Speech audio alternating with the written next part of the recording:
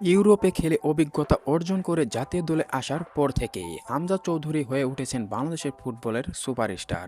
দেশে এলেই তাকে ঘিরে তৈরি হয় তীব্র উন্মাদনা, সেলফির ভিড়, ভিডিও তোলা, দেখা করার প্রতিযোগিতা, সব কিছুরই কেন্দ্রবিন্দু থাকেন হামজা চৌধুরী।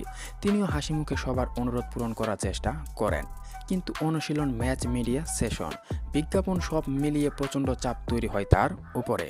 সঠিক বিশ্রাম না পেলে তার প্রভাব পড়তে পারে তার পারফরমেন্সে। তাই নতুন উদ্যোগ নিচ্ছে বাফুফে। জাতীয় দলের টিম হোটেলে হামজার সঙ্গে বহিরাগতদের দেখা না করার নিষেধাজ্ঞা আনার প্রস্তুতি নিচ্ছে তারা। এর মাধ্যমে হামজার ব্যক্তিগত সময় সুরক্ষিত থাকবে, বিশ্রাম নিশ্চিত হবে, ম্যাচে সর্বোচ্চ পারফরমেন্স দিতে পারবেন। ফেডারেশনের মতে একজন টপ লেভেল অ্যাথলেটের জন্য রেস্ট ও প্রাইভেসি অত্যন্ত জরুরি। তাই এই নিয়ম কার্যকর হলে তা জাতীয় দলের জন্য ও ইতিবাচক প্রভাব ফেলবে বলে ধারণা করছে সবাই।